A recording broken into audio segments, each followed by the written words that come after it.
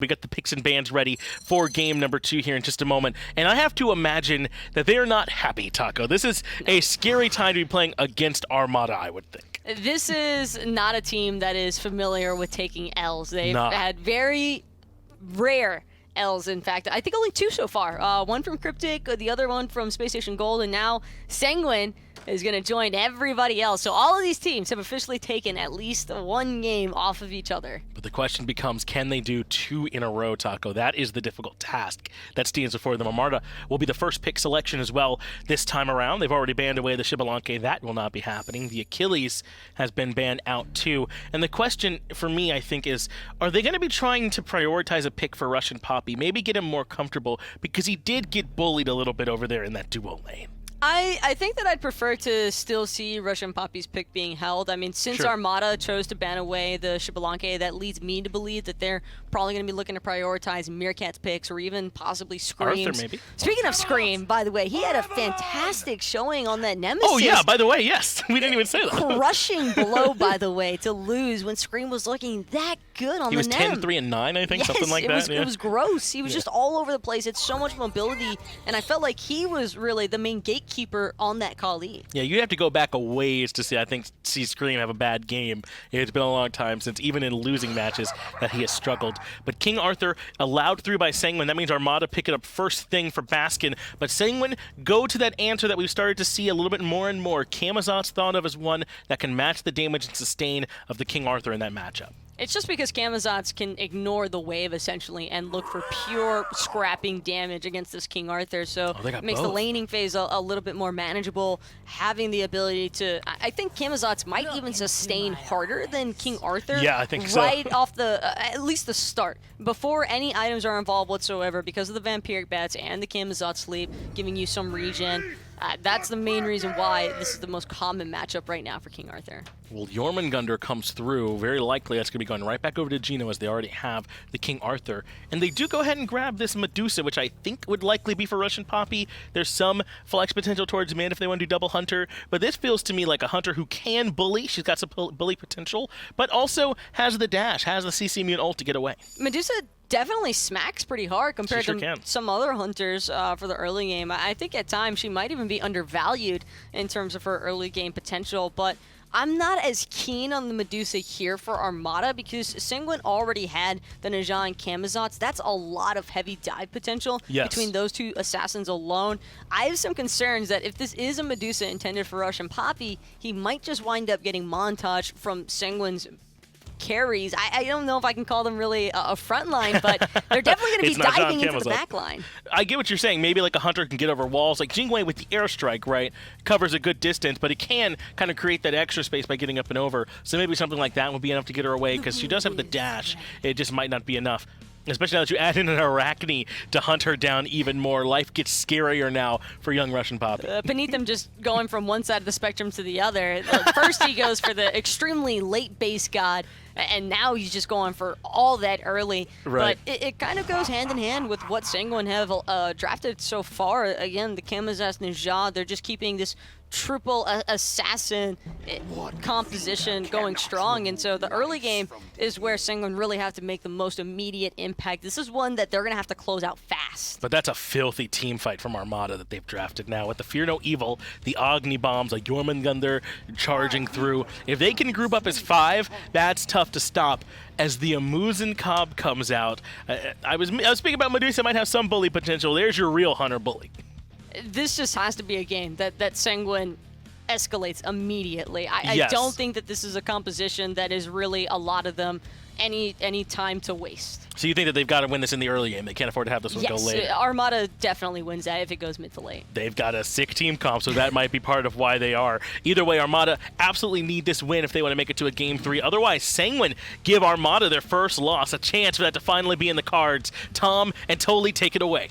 Armada versus Sanguine. This is going to be an interesting one. Looking to see how Armada answers back after losing game number 1. Baskin on the King Arthur. Scream on the Party Monkey. Meerkat in the middle lane on that Agni.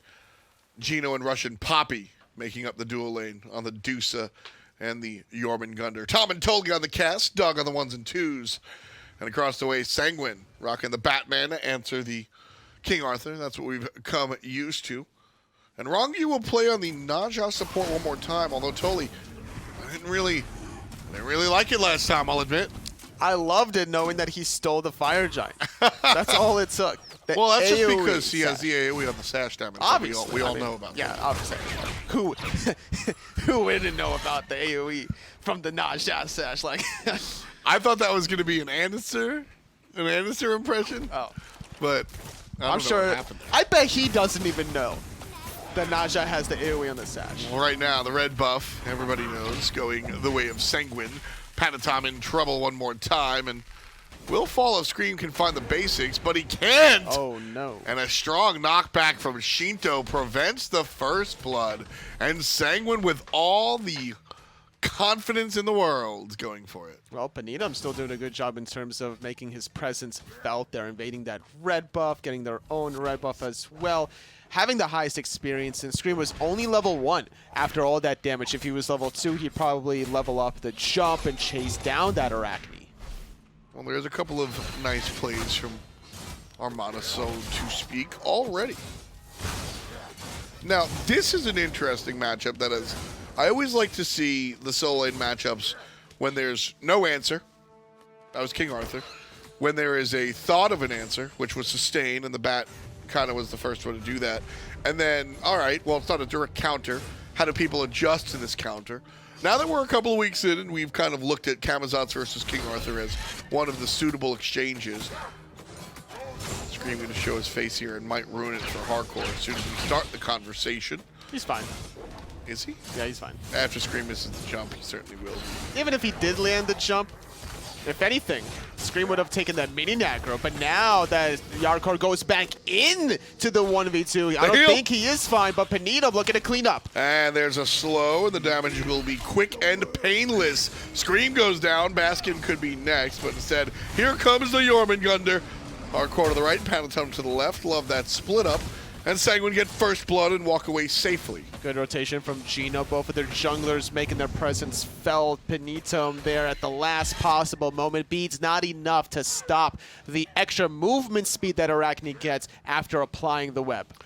So the question that I took 12 hours to ask, now that we've kind of solidified and watched what has happened, Meerkat dashes away, what's this matchup like for you? King Arthur versus the Batman. Whoever gets Gladiator Shield first basically wins. Really? Not really. Yeah, but... I mean, kind of. But I think Baskin, if both of them have Gladiator Shield, Baskin should win it once he gets a couple of extra levels. Because Jarcorrr has 2 forms of CC, between the Vampire Bats and the Jump as well. Sustain, you mean? So, right. Yeah, so he's going to be able to just out-trade Baskin before the Gladiator Shield comes out. But once Baskin gets a little bit of extra cooldown reduction as well, like maybe Blackthorn's Hammer, all his abilities on the Arthur is going to outweigh the double sustain from Jarcorrr, even through the Gladiator Shield. So in the early game, Jarcorrr on the Camazotz is going to be looking for the fights. He wants to double sustain up by the Bats and the jump. He wants to make sure to get in there, get early, get often, and really fight this King Arthur because he can. But later on, once the items come online, it's a different story. RussianPapi will avoid the ultimate out of Netrioid. If that stinger hits, then we probably see a dead hunter, but not the case as Medusa slithers away. Baskin with a ton of damage on a Jarcorrr here, but Jarcorrr able to deal some back and sustain.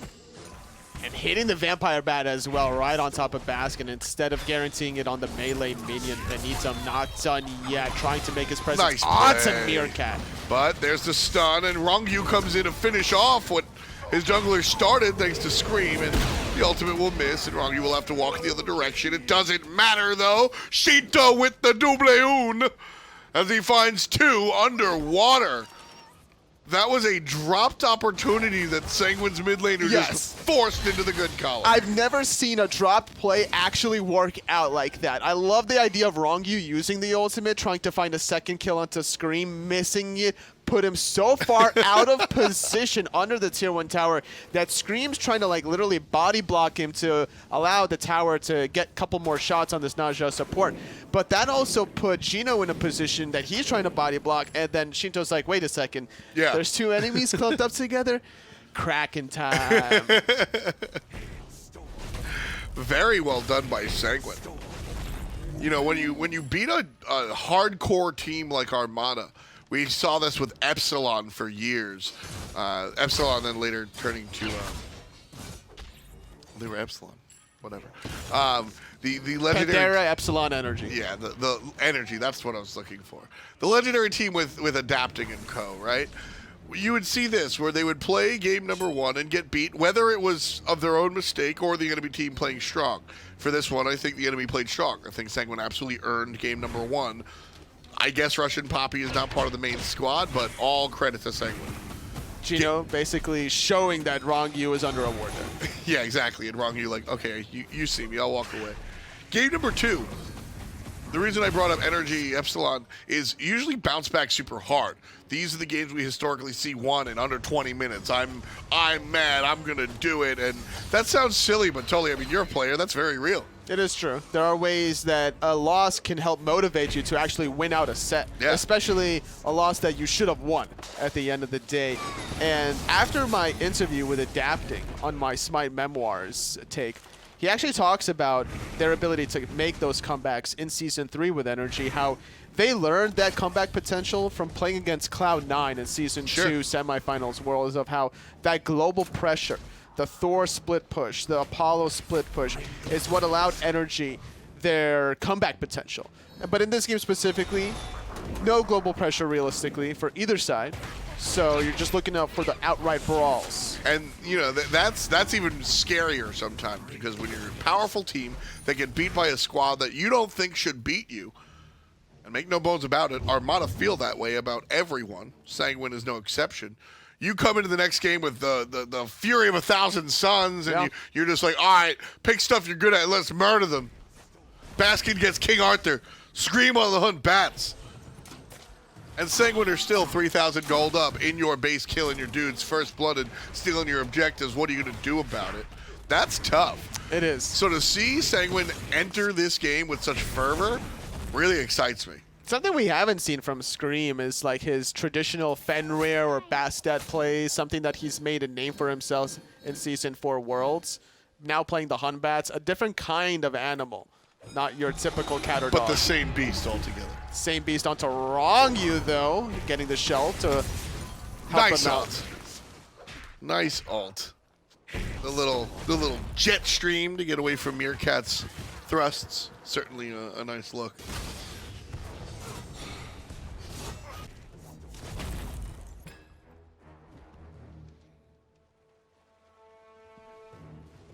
Armada trying to find some answers here, Anatoly.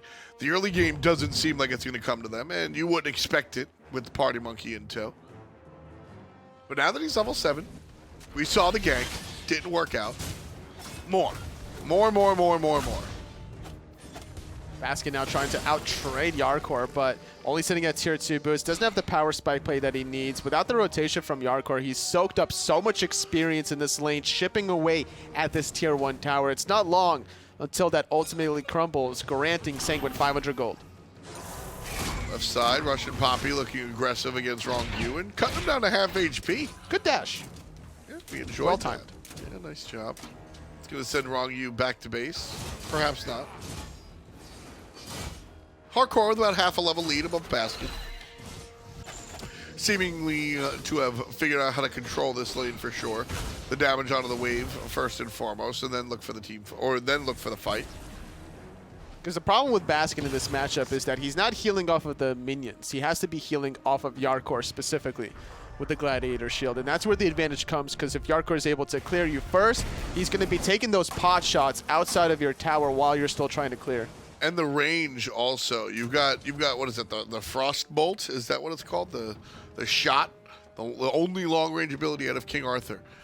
And the Bat, on the other hand, Camazotz has access to the Screech and the Vampire Bats.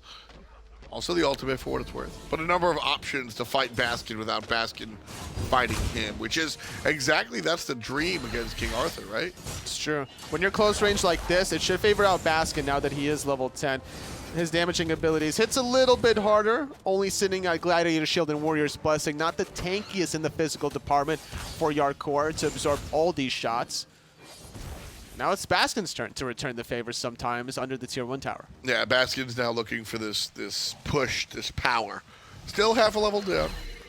And you can see some of that focus from Jarcorrr being focused on the character instead of the wave, and that's really where the pressure has gone. Jarcorrr looking for the poke instead of the all-out brawl. Because sometimes also you can still clear outside your tower, and considering he used the Vampire Bats to heal himself off of the minions, if you hit that Screech on the god, now you're proccing the Gladiator Shield. Right. So that natural sustain that you don't get from that ability becomes sustained. Nice plays there from Camazotz so far. Camazotz and Poseidon fighting for the top damage, actually. So Camazotz doing a great job in that solo lane, trying to keep pushing forward. Armada doing a good job as well, as they're looking for the lead. My mistake. That's net worth, actually, I'm looking at. Probably does have the most player damage after that double kill. Did Netrioid avoid the ultimate? I think he did.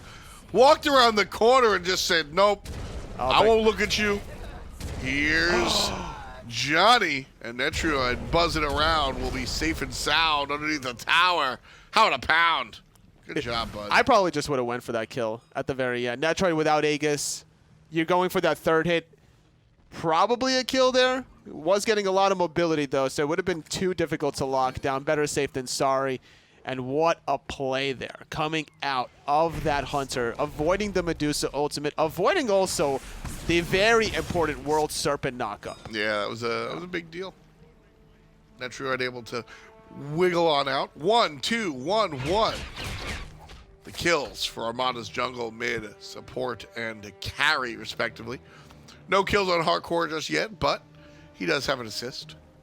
So all of Sanguine being involved here in the early game. Nobody on Armada putting together a kill. No, not quite yet. Both Solators actually really putting in the paint onto each other through this player damage. Panitom now rotating in the mid lane. Meerkat forced to dash away. Watch the blink, though, from Panitom. Arachne is very aggressive with blink, knowing that you can use your ultimate as an escape. Panitom here on the blink Arachne. We saw him use it early on. Look for one of those kills. And 13 minutes in, Sanguine the only ones making noise. 5-zip.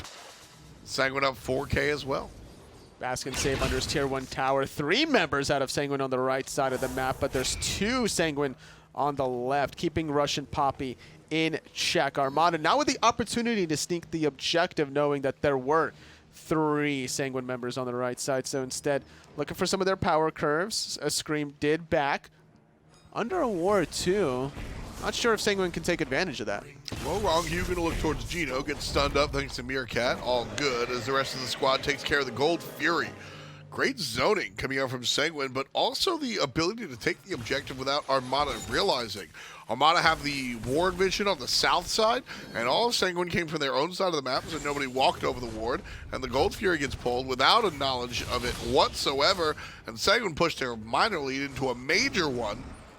13:50 on the clock, and Sanguine lead by 5,200. That's right. Geno was not enough to stop Sanguine from doing that objective. Once they saw Scream back, without Hunbats there, without a Fear No Evil, they weren't too worried about even taking a 4-on-3 fight without including the Soul Leaders. Like I said, the confidence is here.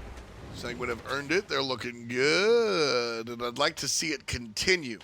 With that in mind, going towards this mid-game, what do we need to see? We need to see more separation from Hunbats. Hunbats has not had a good team fight. Part of that has to do with Scream just not fighting it, and part of that has to do with Sanguine's ability to keep these team fights kind of spread and sporadic.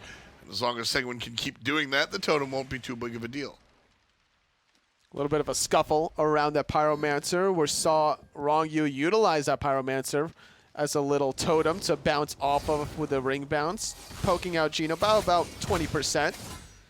Panitom thinking about maybe going into mid, but instead it's Screammmmm forcing the issue. And the beads are good enough. Panitom gets hit up by some of the nonsense out of Agni, but will heal herself, no problem. Other side of the map, Baskin can't do any such thing. Armada still with 0 kills, and Sanguine with half a dozen. What has happened? They're just playing better as a cohesive unit after NotGeno now under the tier 1 solo tower. Can't save the tower, needs to save his life with his ultimate. There's the jump down. The speeds are going to be good for Meerkat. Screammmmm is able to turn that around. Sheento takes care of one, though. Despite Armada getting on the board, they lose 2. From 6 to 8 goes Sanguine, and from 0 to 1 goes Armada. Sanguine still 6,000 gold. A 3-for-1 after finding the kill onto Baskin, only losing Panitom, and now with the gold fear down the left side of the map, everyone from Sanguine focus on the right side instead. This is how you keep your lead after when you're focusing objectives the way Sanguine are and focusing on members that need to be focused. And Arthur kept in check is a good way to allow Jarcorrr on this Camazotz to get this lead, get off more cooldown reduction, and be up a whole Blackthorn's hammer ahead of Baskin as a result. And I really love it because I don't think that Armada, or excuse me, Sanguine have lived in this solo lane. I think that Panitom made a number of 1 or 2 very important strong ganks early on, and then just said, all right, hardcore. Yeah. Off to the races. And at most, maybe a half-level lead given to the Bat, and the rest earned by the Bat. That level 3 gank was an important one when they did kill Screammmmm. Very that was much sitting so. at level 2, giving him a huge lead, finishing off the Golden Blade and all the other katanas. Meerkat lands on a Whirlpool to the Watery Grave as well. And all the katanas finish. Golden Blade, Hasten Katana, Stone Cutting Sword as well. Doubt we'll see a Masamune coming out of him, but with a 5-on-4 power play now, Sanguine killing out Meerkat grouped up in the mid. Just a push. Ultimate out of the World Serpent. Misses 1 and misses 2 and misses 3 as he plays more defensively. Sanguine spread out. The ultimate from the World Serpent down, and that be that. It bought about 6 to 8 seconds to allow Meerkat to respawn quicker, but Sanguine are just going to use this opportunity to still farm the map. They don't have to force this tier 1 mid tower if they don't want to. They have a very comfortable gold lead, and they could still look for poke though in the mid lane, knowing Geno's ultimate's down. Yeah, Sanguine right there. They're just casing the joint. Yeah. And security came out, so they walked away. That's exactly what happened. No big deal. One more time though. Going still all casing in. it. Geno gonna walk away from the ultimate, and here's the other ultimate from the Fear No Evil. That said, Sheento pops one. Jarcorrr from the back line. Panitom gonna show up as well. Jarcorrr with the double kill. Bat out of hell. Sanguine are on the run. Tier 1 tower goes down, and they're gonna look for a tier 2. 2 members dead, 5-on-3 power play. Baskin in the backline, gonna get stunned out, taken up with the Windfire Wheels. Netrioid waiting for him, as is a Whirlpool. There's trouble as Baskin gets 1, but will get taken out. Sanguine still pushing forward. RussianPapi gets popped. Jarcorrr says, hola. And down he goes. A baker's dozen for Sanguine. As they're coming up. Oh, man. What a hot game. Muy caliente. This might be the first loss for Armada set-wise. It's if huge. Sanguine keep playing like this. And frankly, Toli, the wins matter above all else. But if Armada come back somehow and answer and take this game out of Sanguine's hands, this is still a statement being made. Armada have looked nigh undefeatable. They've looked unfathomably strong. Baskin, Screammmmm, Meerkat, Geno, Snoopy, not RussianPapi. That's a pro league team. Yep. That is a pro level team that I think that can fight with 10-9-8-7 at least, maybe just 10-9-8 as far as the pro league is concerned. And here is Sanguine coming through and just kind of wrecking them. They have the synergy. This is a team that's stuck together between seasons 5 and 6, whereas Armada is kind of like this Frankenstein team of like former SPL players, minor league players, ranked players as well, coming together, trying to see how they can dominate the minor league. And so far, they have been dominating them, right? Like, what is it? They're 5-0 thus far, 6-0, something like that. And about to experience their first set loss. Just could be. I mean, wow. Fire Giant around the waist of Sanguine here. We got an 11,000 gold lead. RussianPapi split pushing on the left-hand side with help from the jungle. And the Phoenix is going to be next. Ronngyu in the jungle. The other 4 pushing up in lane. Meerkat tagged up by the honey. He'll have to back off for now. Sanguine grouped again, looking for their next moment of opportunity. Trying to see if they can bait Baskin now, maybe. Force Scream to make the engage play. Waiting for a wave. No minions too close to the middle or the left side of the map. Just kind of seeing if they want to split push this in a 4-on-1 situation. Don't necessarily hate that play. Panitom has plenty of damage, and with the Mad Guy's Cloak now available for him, this could mean go time. Meanwhile, Jarcorrr going to find his way on the back line. Meerkat in his sights. Trying to line up the shot. Will find it. Now it's a 1-on-2. He goes to the sky as he hunts down the mid lane mage who uses the Aegis. Sanguine looking for the retreat. They get an ultimate out of Jarcorrr.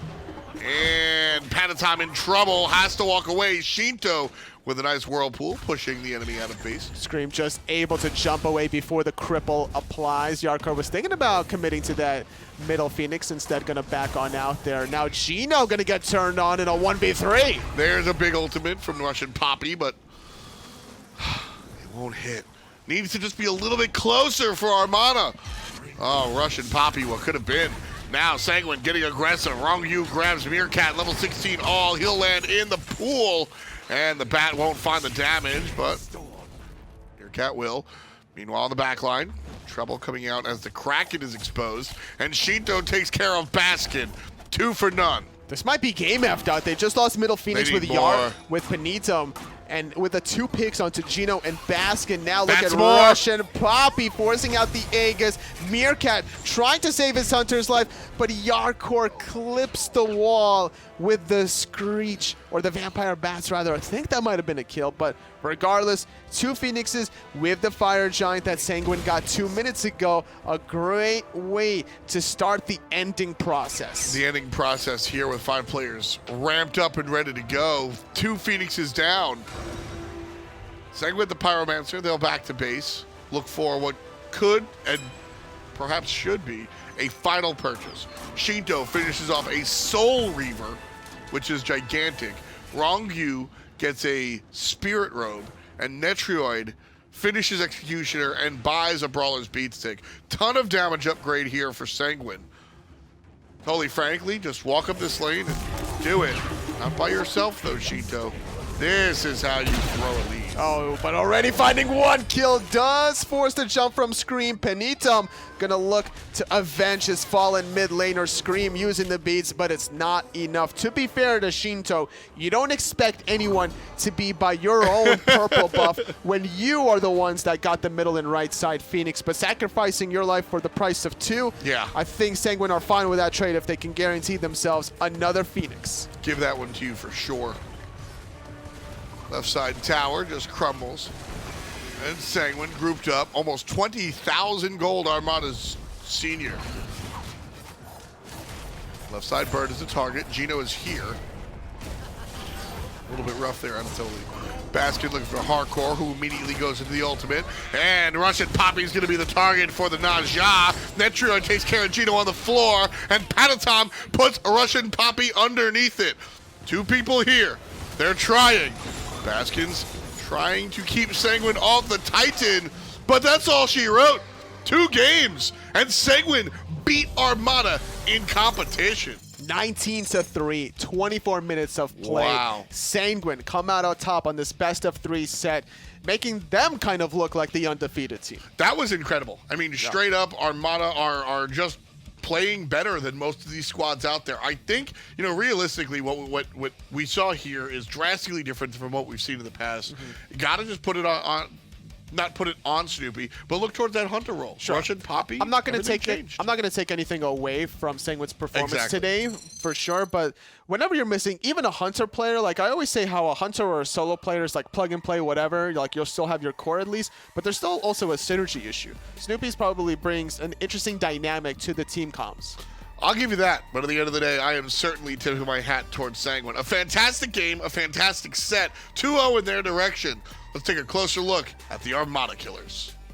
Well, Armada goes down to the hands of Sanguine, a 2-0 victory here at the North American SML. And I got to say, I was not expecting this at all. I mean, I know they were down Snoopy, and I don't want to underplay that, but I mean, if Golden State's missing Klay Thompson, I mean, they still got Kevin Durant and Steph Curry on that team. I mean, and then they still got Baskin and Scream here, and that should be enough for them to be able to come out on top still. This is just Sanguine playing a really good set. This was all the stars aligning, in a sense, for Sanguine, because not only did they come out bringing their A game. Yeah. I think that every single individual member on Sanguine had some kind of standout moment throughout these 2 games, and not only that, but Armada missing Snoopy, I really don't want to give that as like the ultimatum factor that gave Sanguine the win here. I truly feel as though Sanguine just came out and played better Smite. I agree. Now, I mean, I'm not going to pretend the outcome is exactly the same. If he is there, obviously, that's different. But, I mean, you got to play who's in front of you, and who's in front of them was still really good at Smite. It was still Baskin, Scream, Meerkat, and Geno,